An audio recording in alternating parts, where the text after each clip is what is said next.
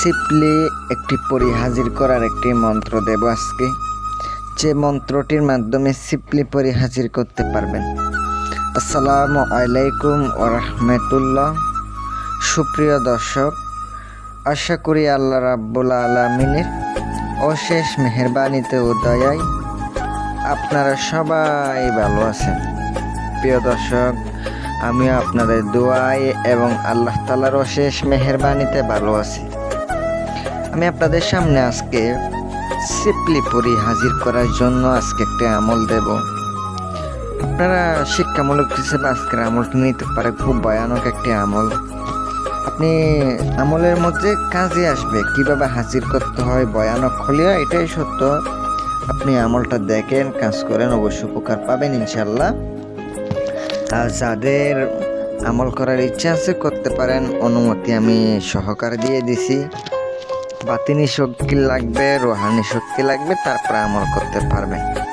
নয়তো আমল করলে কোনো কার্যকারিতা হবে না, কোনো ফলাফল আসবে না। আর অবশ্যই যারা রোহানি শক্তির আংটি, সাধনার আংটি, তেলেসমাতি আংটি নিতে চান অথবা তৈরি করার জন্য যোগাযোগ করতে পারেন। আর অবশ্যই অনেকে সাধনা করার জন্য যোগাযোগ করতে চান, আপনারা স্ক্রিনে তাকানো মোবাইল নাম্বারে ইমো, হোয়াটসঅ্যাপে যোগাযোগ করবেন। আপনি বিশেষ করে ইমো, হোয়াটসঅ্যাপে মেসেজ করে রাখবেন, পেয়ে যাবেন আমাকে। আমি আপনাদেরকে সম্পূর্ণ নিয়ম বলে দিতেছি, একটু মনোযোগ দিয়ে শুনবেন, বুঝবেন, কাজ করবেন, অবশ্যই উপকার পাবেন। না বুঝে না শুনে কাজ করবেন, তখন কোনো কার্যকারিতা হবে না, কোনো কাজের রেজাল্ট আসবে না। প্রথমত আপনাকে শনি অথবা মঙ্গলবারের দিন আমলটি করতে হবে। যে মন্ত্রটি আছে, মন্ত্রটি প্রথমত মুখস্থ করতে হবে। মন্ত্রটি প্রথমত মুখস্থ করার পরে তারপরে আমল করতে হবে।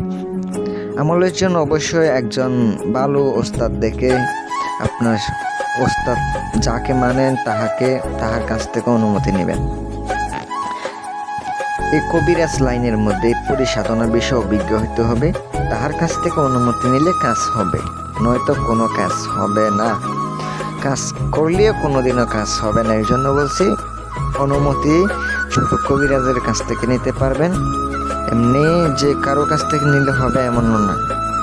আর অবশ্যই এই বিষয়ে যারা জানে এদের কাছ থেকে ইজাজত নিতে হবে। আজকের ভিডিওটা শুরু করা যাক। এই আমলটি করতে গেলে প্রথমত ওযু গোসল করে, পাক সাফ কাপড় পরিধান করে নিজের শরীরটা বন্ধ করে নেবেন। গভীর রাতে একটা নিরঞ্জন একটা বাগানের ভিতরে চলে যাবেন। আগরবাতি নেবেন, ধূপ নেবেন, গোলাপ জল নেবেন, তারপরে এগুলো নিয়ে চলে যাবেন। আপনাকে মিষ্টি রাখতে হবে। আমি মন্ত্রটি স্ক্রিনে দিয়েছি, দেখতে পাচ্ছেন। মন্ত্রটি আগে মুখস্থ করে নেবেন। আপনি ওইখানে যাওয়ার পরে আপনি একটা কালো কাপড় বিছাইয়া দিবেন মাটির মধ্যে। তারপরে এটা পূর্ব দিকে অবস্থায় আসনটি করে নেবেন।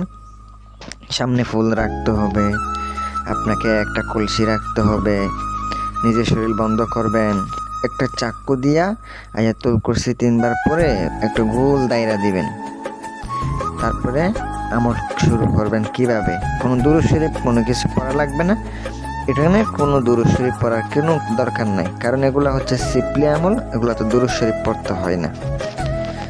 বসলেন, বসার পরে আপনি পশ্চিম দিকে মুখ করে বসলে হবে না, উত্তর দিকে না হয় আপনাকে পূর্ব দিকে বসতে হবে। হিন্দু মুসলিম আমলটি সবাই করতে পারবেন, যে কোনো ধর্মের লোক আজকে দেওয়া আমলটি করতে পারবে। আর যখন আমলটি করবেন বিশ্বাস ভক্তি রেখে কাজ করবেন।